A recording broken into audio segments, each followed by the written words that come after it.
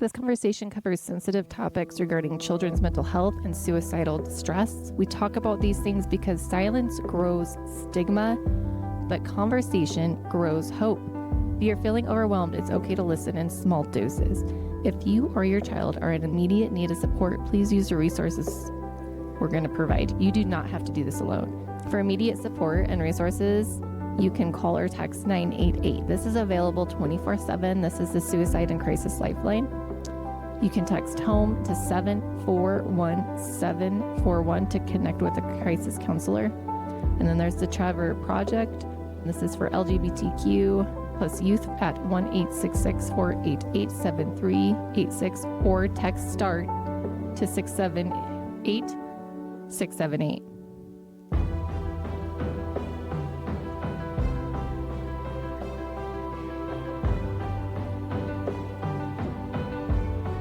Hey everyone, before we jump in, let's do a quick vibe check. Grab your cup of coffee and maybe take a deep breath. We're starting a special series today called the Kitchen Table Talks. We're going to be talking about the moments we don't usually post on social media. The times when our kids are struggling and we aren't quite sure why. It's a time where we feel incredibly alone and nervous to be talking about what's going on in our lives. Just a heads up, we're talking about young children and mental health distress. We're not sharing graphic details, but it's a heavy topic. So if your cup is already full today, save this for later. We're here for whenever you're ready. But we know this conversation is a tough one, and it's one that needs to happen. Hi, everyone, and welcome to Special Ed, IEPs, 504s, oh my, Conversations with DCCAC. I'm your host, Meredith. Today I'm here with Courtney, who is a parent just like us, who has walked through the season of deep uncertainty. Courtney, can you paint us a picture of kind of what was going on when you were noticing that something was off, something didn't feel good? So I actually noticed that the fog that a lot of us refer to started about 2 months prior to any emotional or physical outburst from him. He just started becoming more reluctant to open up, not engaging in a lot of eye contact, which I know isn't normally out of the norm for children like him, but labeled as high functioning. So eye contact for him is a standard. It is normal for him. It is a normal day-to-day for him to want to make eye contact with you. So when you start noticing there's not a lot of eye contact, there's not a lot of verbiage going on, there's a lot of sounds, a lot of fidgeting. The spaghetti arms is what we like to call it, or octopus, as my 15-year-old refers to it as, like just unable to control his body language and the movements. And so when you say higher functioning, you're talking about autism. Ever since he got his original diagnosis, which took forever, it was just autism. That was the one thing that they were saying. It was like the buzzword, as I like to call it, is it's autism. It's autism. Everything falls under autism. Him not speaking, him not engaging, him not seeking people out. It's just autism. You enroll in all these therapies and you're doing them every single day, Monday through Friday in our house. Speech, OT, PT, SI. Oh, wait, we don't want to call it SI anymore. We want to call it ABA. Okay, now we're doing ABA. Let's not do ABA. Let's reverse back to SI. So it was just this constant therapies with nothing really working. But that was the label that they chose to go with, was autism. However, now we're realizing that there's more to it than that. So you're seeing arm flapping, you're seeing uncontrolled body movements, you're feeling something doesn't feel quite right. Was there something that inside you that I need to get this checked out? What is going on? There were definitely alarm bells going off, but because it was such a struggle to get him even that autism diagnosis, in the back of my mind, I'm like, is this me? Am I just not able to rest right now? Am I not able to just be okay? Am I looking for something? But my intuition just kept screaming at me, no, this is not okay. This is not what some would consider normal. Did this come shortly after this autism diagnosis then, that you're noticing these changes? So it took about 2.5 years start to finish to get that label, but this uncontrollable need for attention seeking, sensory seeking is the best terms that I like to fall back on, started right before he was turning 10. And then when I was reaching out to his pediatrician at the time, it was, okay, hormonal changes. Girls go through puberties, boys do too. And that was something that I was so uneducated about that I was like, okay, maybe this is what it is. Maybe this does make sense. But yet the entire time, again, those alarm bells are ringing. No, this is not just your typical hormone adjustment. I feel like you're hitting something hard. Like everyone else is trying to help you try to normalize it and not go to that side of like, it's probably mental health. There's something going on. I know lots of parents out there are just, researching on Google, like, what does this really mean? I'm going to the doctor. I'm trying to figure out what's going on. I don't necessarily trust all the information that everyone's trying to tell me because mom instinct. Does that kind of sound like what you were going through? I feel like as a mom, we are the first target. It's why didn't you notice? How did you not notice? What were you doing that you were unable? Are you too focused on your job? Are you too focused on your social life? Are you too focused at the gym? And it's all these things are being thrown at you. So when you're starting to have these alarm bells going off, it's kind of like, where do I go first? Do I go to his pediatrician? Do I book a therapist? Do I talk to his teachers at school that only get to see him in these unique settings that he's not typically in? Who exactly do you go to and where do you start? So where did you go? So you sound like you went to the pediatrician. Is that your first stop? Were you talking to teachers? Were you gathering information? Were you on Google all night trying to figure out WTF?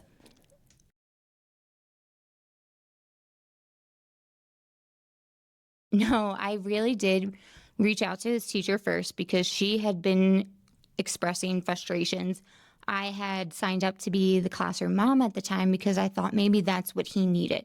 He was just acting out because he needed more one-on-one attention, or he needed attention in a space where he didn't feel comfortable. So I thought being in the classroom might help. That was the worst possible move that I have ever made. We all laugh about it now. Thankfully, he has an amazing team at his school that we are open. We share everything to at this point, so we can laugh about it. But at the time, it was like, okay, this is what he needs. No, that was not the right move. So I'm talking to his teacher. His teacher is giving me insight, but at the same time, she's equally as frustrated because she's dealing with it day in and day out. And it's not just him, it's other kids too. So then it was like, okay, we have an amazing relationship with his pediatrician. Let's talk to her. Let's see what she thinks. And she kind of was like, okay, you're up here. Let's bring you back down. It's not that big of a deal. But when I am with my son all the time, I have a very unique opportunity to work from home, so I don't have to leave him. The only time he's not with me is when he's at school.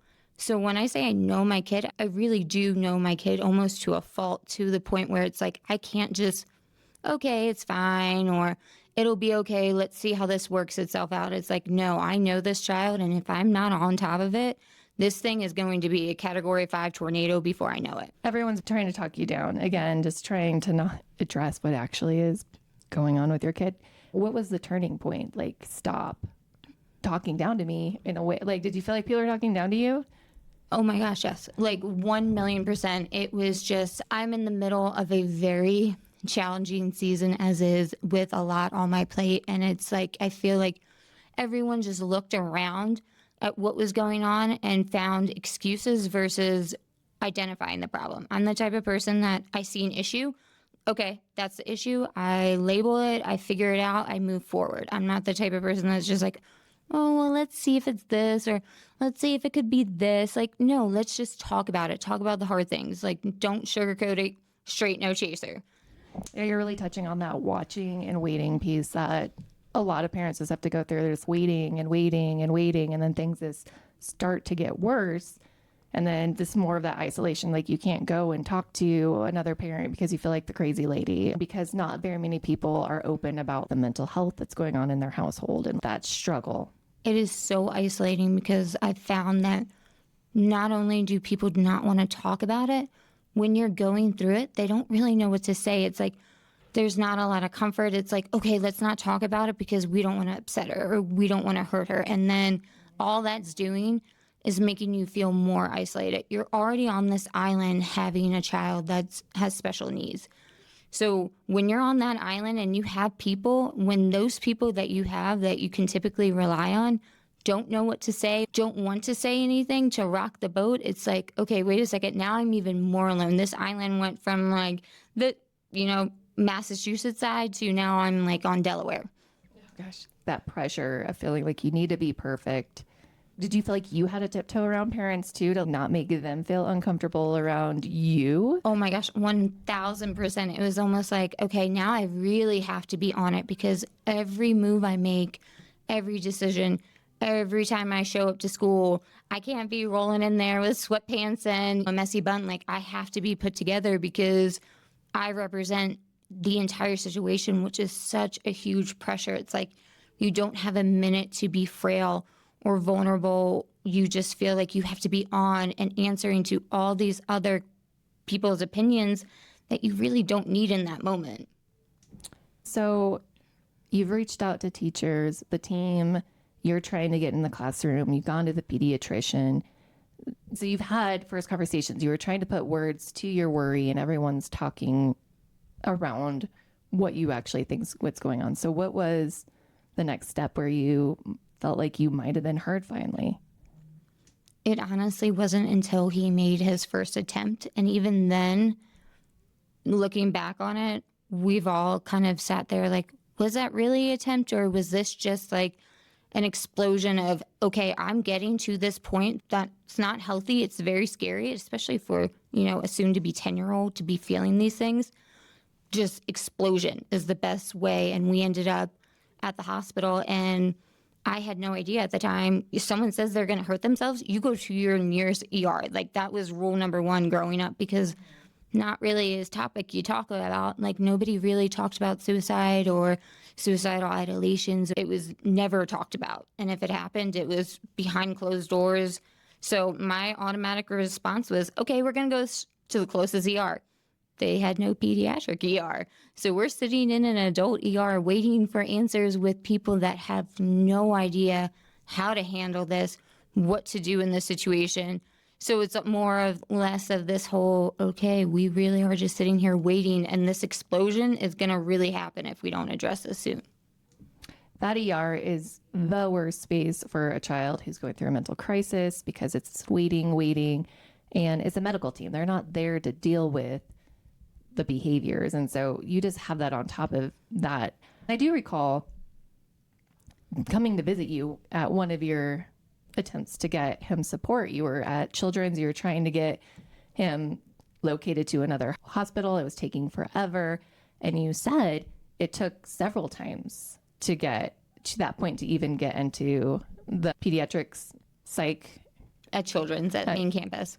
Yep, you're absolutely right. It did take, he made one attempt, and I will never forget sitting in there for hours, and then a lady just wheels in this little screen, and she's like, okay, a mental health professional will be with you in just a moment. And then I'm like, okay, wait a second, what?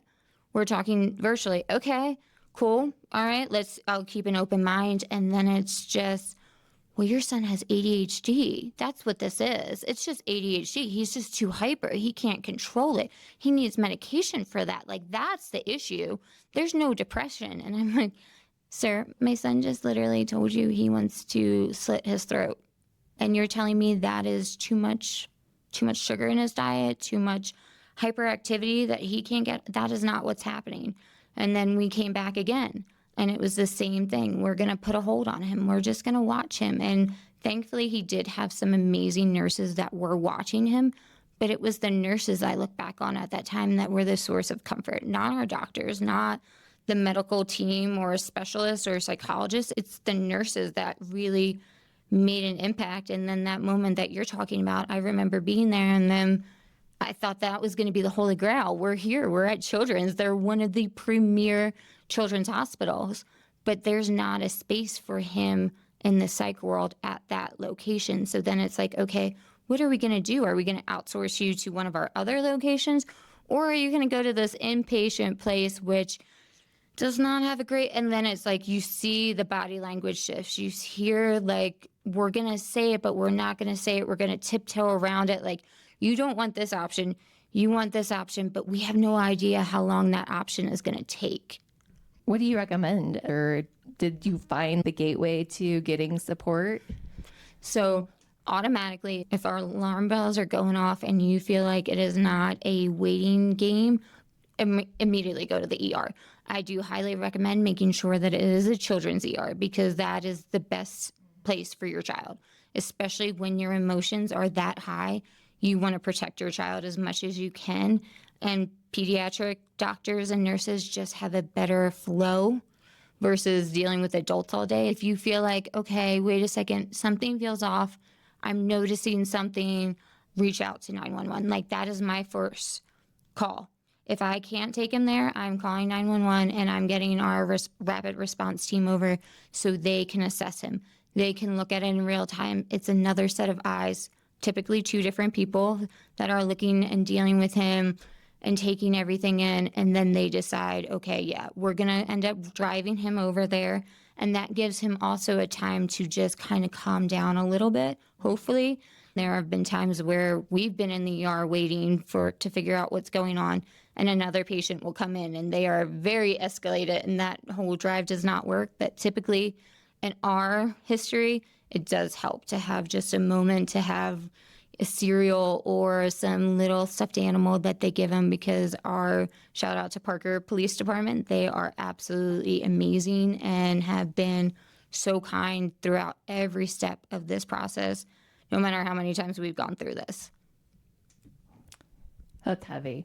So it sounds like it's just fog the whole time, waiting for that inpatient or someone to kind of believe you and stop saying it's ADHD, it's this. And what was the last push that actually happened at that last visit? There was no room at the one, but you needed to seek treatment. What was that transition support looking like? So our journey, we've been on both sides. We've been in children inpatient. We've done outpatient at a place in Colorado Springs. That kind of was like the wake up call for him in a way. The process started in December and we were there December, January, February, March, April. And then it kind of like hit this point where an incident happened at the other facility where he was like, I don't ever want to deal with this again. And I was like, okay. But then also, like, is this one instant going to make him never say that he needs help again? Like, there's two sides of the coin. One, I'm like super happy because this isn't going to be a game anymore, or this isn't going to be what we do to escape reality for a little bit.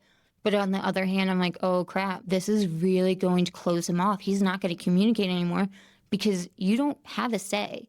You get in there and they'll lay out your options for you, but that doesn't mean you get to be like, okay, well, I want this option.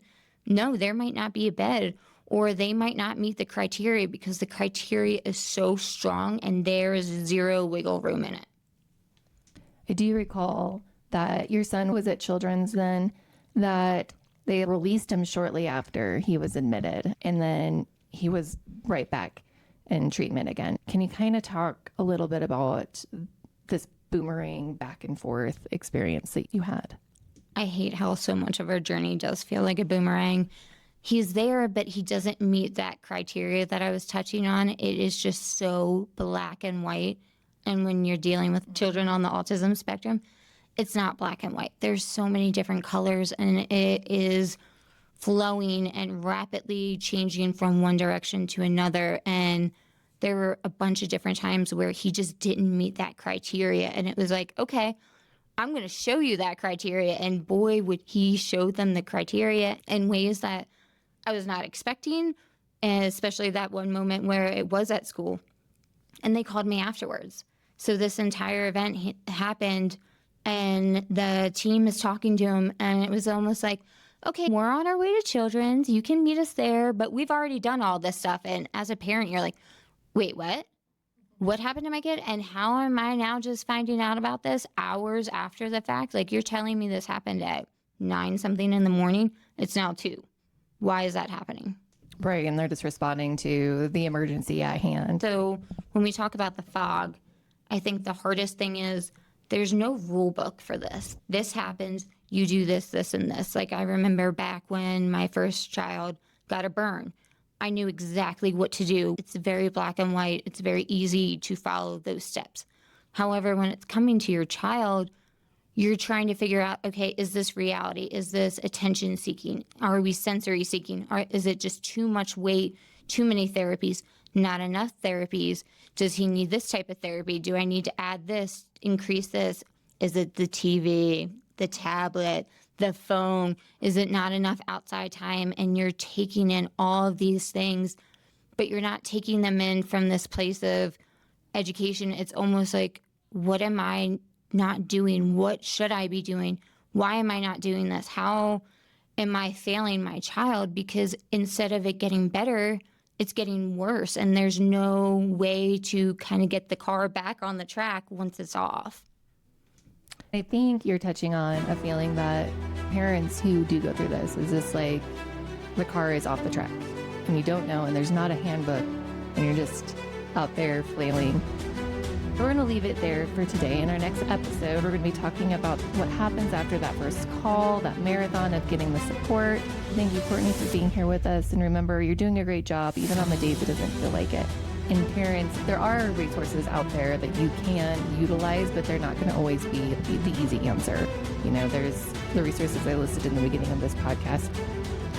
Check our show notes for some of the gentle resources and if you need a little extra support today. You can also learn more about DCCEC on our social medias or go to our webpage, dccec.org. If you like this podcast, please like, share, and let other parents know about it. We're just trying to get those conversations out there. And if you have any suggestions, definitely just let us know on those social medias or at our email at info@dccec.org.